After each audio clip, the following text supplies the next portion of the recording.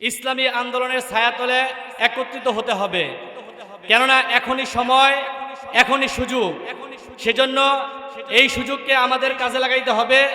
যদি এই সুযোগকে আমরা কাজে না লাগাই তাহলে পরবর্তীতে কিন্তু আমাদের এর জন্য ফসকাইতে হবে। সেজন্য আমরা যারা ইসলামী আন্দোলনের কর্মী রয়েছি, আমরা মাঠে ময়দানে সব জায়গায় ইসলামী আন্দোলনের কাজকে বেগমান করার লক্ষ্যে ইনশাআল্লাহ কাজ করে যাব। আলহামদুলিল্লাহ, আমরা বিভিন্ন মিডিয়ার মাধ্যমে বিভিন্নভাবে আমরা দেখতেছি, জানতেছি যে আমরা যার হাতে বায়াত গ্রহণ করেছি, আমাদের পীর সাহেব, আমাদের শায়েখরা কিভাবে মাঠে ময়দানে তারা কাজ করতেছে।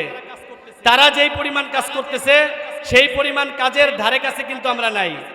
সেজন্য আমাদের কাজের গতিকে বাড়াইতে হবে এবং আমরাই কিন্তু পীর সাহেব চরমনাইয়ের প্রচার প্রসারের জন্য আমরাই হব মিডিয়া, আমরাই হব মাধ্যম, আমরাই হব সবকিছু।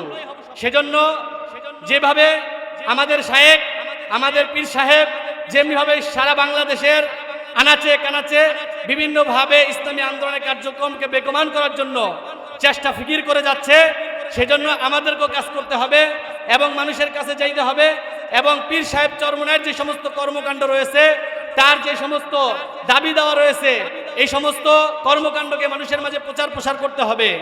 অনেক মানুষ এখনো পর্যন্ত পীর সাহেব চরমনাই যেইভাবে ইসলামী আন্দোলনের কাজকে বেগমান করতেছেন, এইগুলা সোশ্যাল মিডিয়াতে প্রচার প্রসার হইতেছে না।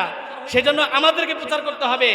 এই বাংলাদেশের ইতিহাসে মরহুম শায়েখ থেকে নিয়ে এই পর্যন্ত যত ধরনের বিপদ আপদ, যত ধরনের সমস্যা, যত ধরনের মুসিবত এসেছে, সর্বপ্রথম অসহায় মানুষের পাশে, বিপদগ্রস্ত মানুষের পাশে, যারা সমস্যার সৃষ্টি হয়েছে তাদের মানুষের পাশে সর্বপ্রথম পীর সাহেব চরমনাই যে পাশে দাঁড়িয়েছে, এটা আমাদেরকে প্রচার প্রসার করে যাবে, ঠিক না ঠিক না?